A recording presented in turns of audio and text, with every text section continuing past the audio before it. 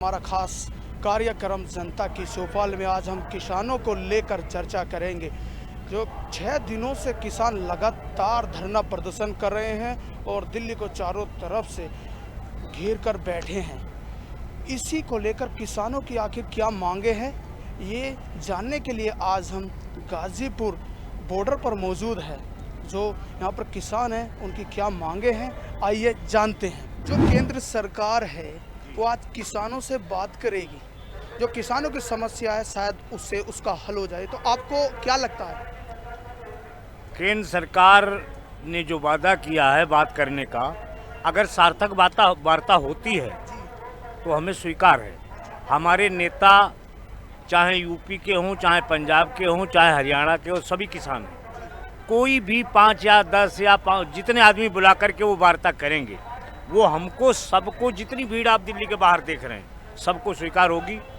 लेकिन कहीं कुछ बदनीयती नहीं, एकदम ईमानदारी से। जो 3 विधेयक केंद्र सरकार ने पारित किए हैं, पूरे हिंदुस्तान का किसान उन विधेयकों का विरोध कर रहा है। किसान को लग रहा है कि ये विधेयक हमारे हित में नहीं, पूंजीपतियों के हित में बनाए गए हैं। सरकार गुमराह कर रही है कि ये किसानों के हित में बनाया गया, ये सच्चाई नहीं है। हम यहाँ आए हैं तो कोई शौक में नहीं। इस समय गेहूं की बुआई चल रही, शादियाँ बारातें चल रही, कोरोना जैसी महामारी है, तो हम पागल नहीं हैं। वो कहते हैं किसानों को भ्रमित कर दिया गया, किसान बेवकूफ़ है क्या? हम मजबूरी में यहाँ लड़ने मरने के लिए आए, क्योंकि जिसको सरकार ज़मीन का टुकड़ा कहती है वो हमारे लिए, किसान के लिए आन बान शान और जान है। किसान उसके लिए मर मिटेगा, शहीद हो जाएगा, लेकिन उसके ऊपर कोई आँच नहीं आने देगा। हमारा धान इस समय बिक नहीं रहा, लूट रहा। सरकार ने उसकी कीमत घोषित की 1888 रुपये, बिक रहा है 1100 रुपये में। तो ये लूट हो रही है, आधे आधे दाम में बिक रहा है। सरकार की आप कमजोरी देखिए। हमको, पूरे हिंदुस्तान को लग रहा है इतनी दबंग, इतने बड़े बहुमत की सरकार है, लेकिन सरकार की कमजोरी देखिए। उन्होंने जो अपने आप निर्धारित किया है उसका भी पालन नहीं करवा पा रहे हैं। हम यही तो कह रहे हैं, जो तुमने तय किया उस भाव से हमारा बिकवाओ। अगर कोई उससे अलग खरीदता है कम पर, तो उसको अपराध मानिए। और हमारी कोई बहुत बड़ी मांग नहीं है, बस यही मांग है। कृषि को लेकर इतना बवाल क्यों? कृषि बिल को लेकर इतना बवाल एक फैलाए हुए हैं। ये मोदी जी केंद्र में वहाँ बैठे हुए हैं, वो बात करना भी चाहते हैं और बात कर दी तो आज एक समस्या इनकी सुन ली किसानों को। अगर जो तो ठीक है, और नहीं सुनी तो किसान को सड़क पर मजबूर होकर उतरना पड़ता है। और जबकि एक वैसे खाद पर पैसा बढ़ा दिया, बिजली पर पैसा बढ़ा दिया, हर चीज़ पर पैसा बढ़ा दिया, हर चीज़ पर टैक्स लगा दिया। आज किसान के फिर अनाज पर क्यों नहीं पैसा बढ़ाया? किसान के अनाज पर भी पैसा बढ़ा दिया होता। ये तो सरकार अपना ढोंग फैलाती है। सरकार एक किसान हितैषी बनना चाहती है। किसान हित के जब काम करे तो हम सरकार को उनको समझें कि ये किसान हित के काम किए हैं सरकार ने। कोई हित के काम नहीं हो रहे हैं। सरकार किसानों के साथ वो सौतेला व्यवहार कर रही है। 3 विधेयक जो लागू किए हैं मोदी जी ने, उसके लिए संघर्ष के लिए पूरे भारत का किसान यहाँ इकट्ठा हुआ है।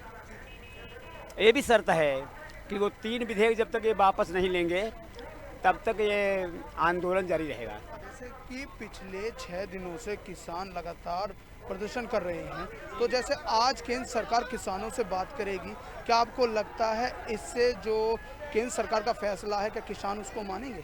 संभव नहीं है, संभव नहीं, क्योंकि 29 सितंबर को पिछले जो हम लोग पदयात्रा में चले थे हरिद्वार से दिल्ली, उसमें भी सरकार ने, माननीय प्रधानमंत्री महोदय जी ने जो है आश्वासन दिया था। लेकिन जो आश्वासन दिया था कि आय जो है दोगुनी हो जाए किसानों की, लेकिन छुट्टा जानवर हिंदुस्तान घूम रहे हैं, कटीले कांटे लगा रहा है किसान, रात रात भर सोता है। कई किसान जो है उन जानवरों के हादसे में अपने मौत के शिकार हो गए, लेकिन सरकार का रवैया वही रहा है जो है। सरकार के ऊपर कोई विश्वास नहीं है, कोई इनकी रणनीति नहीं है, न कोई अच्छे कदम उठाए किसानों के हित में, और किसान का ही वोट लेकर ये प्रधानमंत्री बने। 75 क्या 85% हिंदुस्तान का किसान है। ये जरूर है, 3 विधेयक इन्होंने लागू किए हैं, या तो इनको वापस लेना पड़ेगा और किसान उससे संतुष्ट नहीं होगा जब तक वो विधेयक वापस नहीं लेंगे।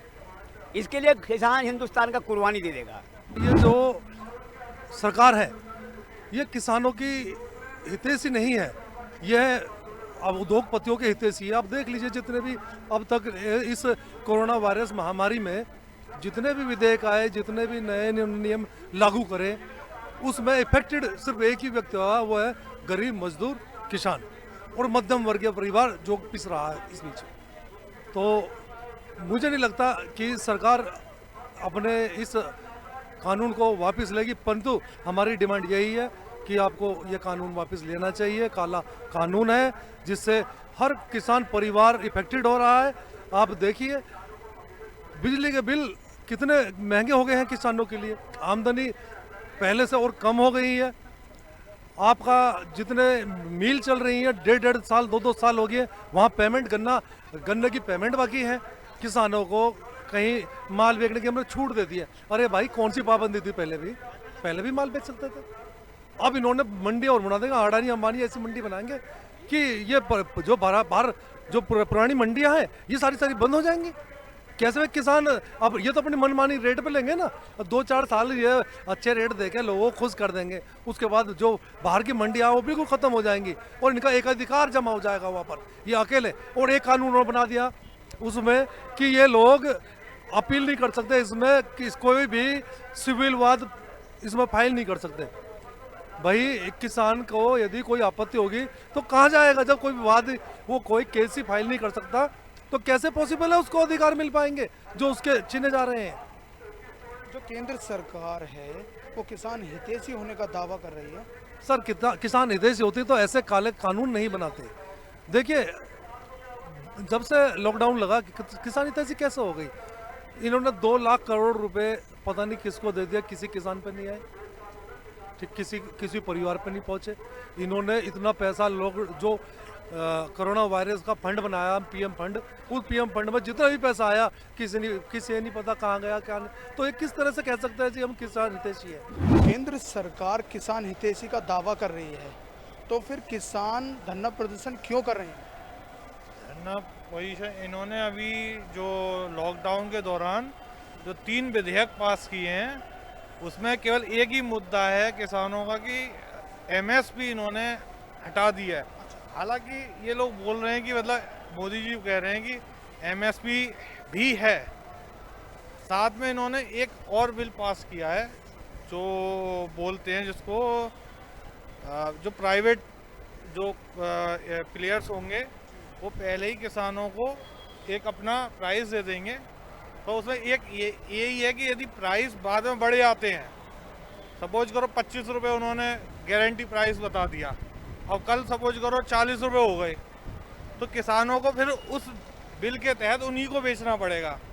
बट एमएसपी में क्या होता है, किसान एक तरीके से इंडिपेंडेंट है, वो उसके पास ऑप्शन है। यदि 25 रुपये एमएसपी तय हुई है और रेट 10 रुपये हो जाते हैं तो वो एमएसपी में जाना चाहेगा। बट सपोज करो 40 रुपये मार्केट का फेयर वैल्यू हो गई है तो वो 40 रुपये में बेचने के लिए अपना इंडिपेंडेंट है। पर मज़े की तो बात ये है इसमें क्या चल रहा है, अभी तक जो कांग्रेस के टाइम से लेके आज तक एमएसपी में किसानों को 6% ओनली 6% ही सामान बेचा जाता है। क्योंकि क्या होता है, किसान वहाँ पे आता है सरकारी गोदाम में तो उसको यूँ बोल के भगा दिया जाता है कि भैया अभी बोरे नहीं है या अभी स्टोरेज कैपेसिटी नहीं है। तो ये भी वहाँ पे कालाबाजारी चल रही है। तो उसको रोकने के लिए मेरे हिसाब से तो मोदी सरकार को मिनिमम सपोर्ट प्राइस की जगह एक नया विधेयक पास करना चाहिए, मिनिमम सेलिंग प्राइस, जिसमें ये रूल बना दो कि यदि इतने रेट से आपने, जैसे एमआरपी होती है, एमआरपी मतलब maximum retail price, maximum retail price में ये होता है कि उससे ऊपर यदि कोई माल बेचा किसी बंदे ने तो इमीडिएट क्या है ना, उसको जेल की सजा हो जाएगी। ऐसे ही मिनिमम सेलिंग प्राइस यदि रूल बना दिया जाए कि कोई भी चाहे अंदर बेचो गोदाम में, सरकारी गोदाम में, चाहे बाहर, वो उस रेट से कम में कोई यदि व्यापारी खरीदता है तो उसको फलाने एक्ट के तहत उसको सजा होनी चाहिए। तो इस तरीके का कुछ विधेयक लेके आए। किसान लगातार 6 दिन से धरना प्रदर्शन कर रहे हैं, क्या सरकार जो उनकी मांगे हैं उनको पूरी करेगी या नहीं? अब ये तो देखो क्या होता है, पूरी करे या ना करे, जो अपने करने के काम है वो तो करेंगे ही। एक चीज़ और है, आपने देखो सरकार बनवाई, बोर्ड दिए, सारे काम करे, क्या दिल्ली किसानों की नहीं है? संसद किसानों का नहीं है? क्या मोदी जी को किसने बैठाया? किसानों ने तो बैठाया, बोर्ड दिए, इन्हें बैठाया, तो इसी में ये तो करा, मगर किसानों को जो है इनका गला काट रहे हैं। किसान जो है, एक बात बताओ, जब किसान के यहाँ पत्ती है, गन्ना पैदा करता है, पत्ती है, तो उसकी पत्ती फूंकना कहाँ जाएगा? और उस पर जो है मुकदमा लगाया जाता है, तो किसान को तो है मतलब क्या होगा फिर ऐसी सरकार से, तो बताइएगा। और एक चीज़ ये है, इनके काम कागज़ों में चलते हैं, सामने कुछ नहीं है। इन्होंने जैसे कोरोना में, एक बात सुनो, कोरोना में पैसा दिया, हम मानते ठीक है, इन्होंने सहयोग किया, देहात में किया, तो इन्होंने जो है जो पैसा वो दिया, तो जिन्होंने अधिकारी को इन्होंने रुपया दिया, उन्होंने कागज़ों में दिखा दिया, मगर किसी देहात में कोई सैनिक, ना कोई मास्क, कोई चीज़ नहीं। बताइएगा, अब ये ऐसी सरकार अगर है तो क्या करा जाएगा ये बताइए। अब हमारा गेहूँ है या मुंजी है, मुंजी जब एक बात सुन लो, रघुपति आदमी खरीद लेगा हमारी मुंजी को 1100 में या 1200 में मुंजी बिकी, उसको वो ले जाएगा अपने यहाँ भर लेगा, तो हमें क्या रेट देगा फिर? हम तो उसके आदी ना हो गए। फैसला किसान के हक में आएगा, ये हमें लगता है, पूरा यकीन हमें। और अगर नहीं आएगा, जब तक हमारे हक में, किसान के हक में फैसला नहीं आएगा, हम यहाँ से हटने वाले नहीं हैं। इस काले कानून को सरकार को वापस लेना पड़ेगा हर हाल में, जब तक हम यहाँ से हटेंगे नहीं। यानी कि आप आर पार की लड़ाई आप जारी रखेंगे? आर पार की लड़ाई जारी रहेगी। अब इसमें मामला यही है कि सरकार को ये काले कानून वापस लेने पड़ेंगे, क्योंकि किसान इससे बहुत ज़बरदस्त पीड़ित है। किसान को बहुत बड़ा नुकसान है, बहुत बड़ा पीड़ित है। ये काला कानून सरकार को वापस लेना होगा, और जब तक नहीं लेंगे, जब तक हम यहीं डटे रहेंगे, हम हटेंगे। सरकार किसान हितैषी होती तो सरकार को इस तरह के कानून, इस महामारी के दौर में, जब लॉकडाउन का दौर है, लोग परेशान है बीमारी से, और सरकार को 3 अध्यादेश ला करके किसानों के घरों को बर्बाद करने जैसा कानून सरकार को नहीं बनाना था।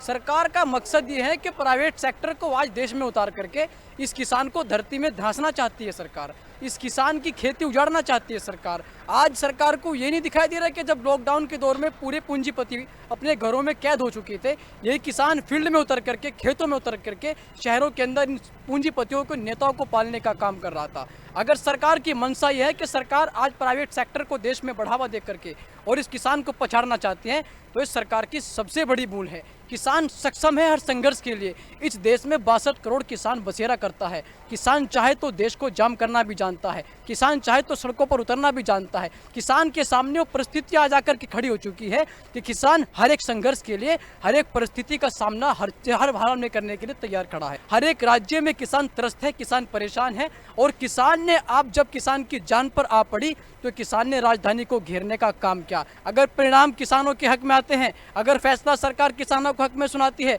तो किसान सम्मान के साथ वापस लौट जाएगा। अन्यथा किसान यहाँ पर 4-5 महीने के राशन के साथ पड़ा है। हमें चाहे 26 जनवरी क्या, हमें चाहे अगले दिसंबर तक पढ़ना पड़े, 15 अगस्त का झंडा यहाँ फहराना पड़े, हम फहराने के लिए तैयार है। जान की बाजी आज किसान लगा करके यहाँ पर बैठा है। इसी बिल को लेकर किसान प्रदर्शन कर रहे हैं। देश की राजधानी दिल्ली में किसानों ने बॉर्डर को अब सील कर दिया है। पूरी तरह से किसानों का जमावड़ा यहाँ पर लगा हुआ है। केंद्र सरकार जो किसानों से जो बात करना चाहती थी, उसका जो समय उनको दिया गया था वो 30 दिसंबर था, लेकिन कोरोना संकट और कड़ाके की ठंड को देखते हुए सरकार ने आज बात करने का फैसला लिया है। अब देखना ये होगा कि केंद्र सरकार क्या किसानों के हक में फैसला लाती है या नहीं। कैमरामैन मनोज के साथ मुजफ्फर अली, लोकमंच न्यूज़, नोएडा।